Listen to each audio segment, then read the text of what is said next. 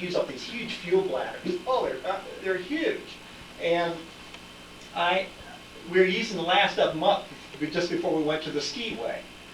And I went and I had that pogo stick up there, and I don't know how many gallons of water I took out of the wings. My hands, when I got back to the shop, I put them down my pants, I was in tears. I'd never been, this hands were just frozen from the fuel and, the water there coming out, mixed with the fuel. But you gotta have good, clean fuel sample. I just kept going until I got it right. And, it took forever. But yeah, you know what, you get acclimated. You take them off, but then your hands are moist. So you kind of air them out first so you don't stick to all the metal. And then I'll do the engine rigging or working on the propeller, and unfortunately I have to even do the fuel system. I was a little bit skinnier both ways, but I used to crawl. I was so skinny I'd crawl out to the wingtips of the wing. These C-130s on skis, they take quite a beating. And so 1 year of ours is equivalent to almost 5 years of an Air Force C-130. So it was like every other year they would go back to the factory, go back to Lockheed, usually there in Ontario, and get x-rayed, the wings and stuff, just because they took such a beating on the skis. And yes, sir? What time between McMurdo and the geographical South Pole? Oh, that was only about way I remember, maybe 2.5 hours. It wasn't very far. Now, have you developed a land route also between McMurdo and the South Pole? I think they did. Well, to traverse it, there's a lot of crevasses and stuff like that. And I know Bird and a few others had just, worked their way around those things. Going point A to point B is about impossible. You have to go C and D and E to get to South Pole. So it wasn't real easy. They like Williefield to McMurdo, there's no road. They took a bearing, probably GPS now, but they just took a bearing and went down there. Really, really brutal times too. A lot of people lost their life down there, a lot of people. There was another question down here. Yes, sir? Yeah, that over-the-wing swing. Yeah. Was that wing-mounted or ground-mounted? Wing-mounted. It was really cool. As a matter of fact, that's a lot of torque on the wing. You would think so, but it was designed in shear as well, and there was 2 bolts in the back and 2 in the front, and they took a lot of the weight in the front. And you go, oh man, these little NES 4 bolts will hold this? And I go, all right, let's give it a try. And after that, I used it. Matter of fact, that was the first time I used it there. From there on, I always used the over-the-wing sling. Times before, I used forklift and slings in the hangar and stuff like that. That over-the-wing sling was the best thing that was ever invented. Any other questions? Yes, sir. What's the ownership claims of Antarctica? Is the United States claim part of it? Native, nobody owns it. None of it. And that was a pact that was signed into by all the nations many years ago. For a while there, we even had a nuke plant.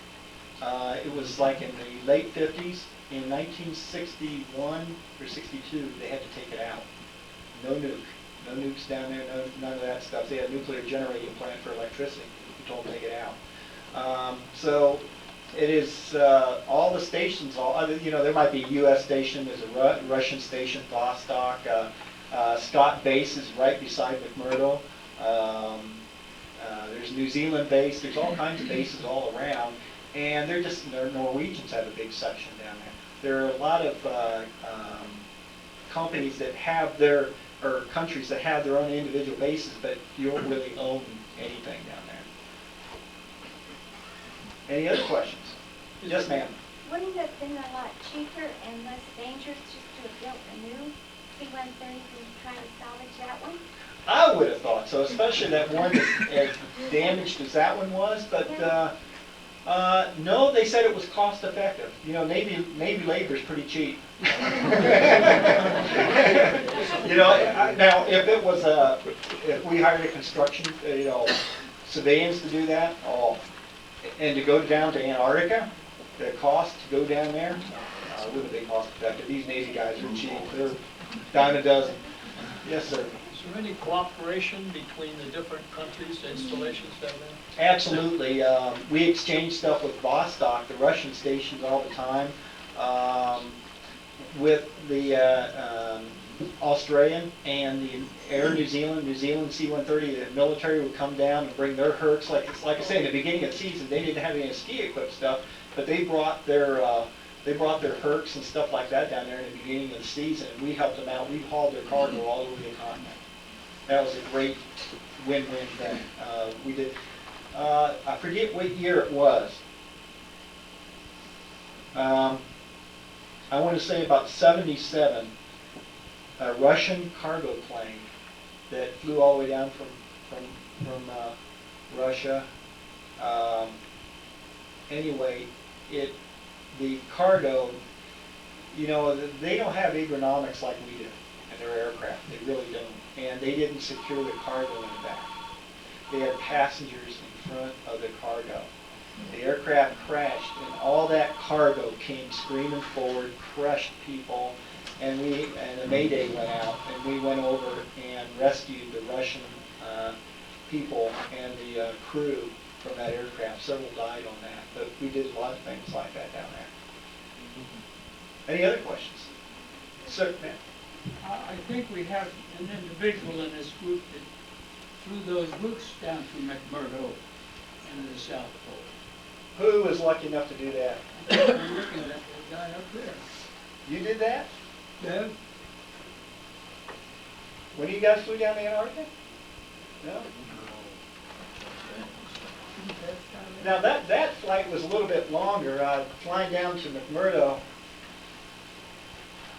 4.5, 5 hours. No, it was longer than that. It was about a 7-hour flight from Christchurch down to there. That was quite a long flight. I always had a hammock, and I was always first to unbuckle my seatbelt and put that hammock across the ramp from the back from one side to the other and just lay there and listen to the props.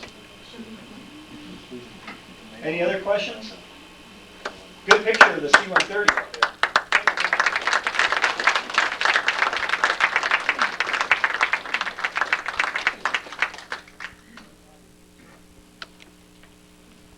Thanks, Sir Jim.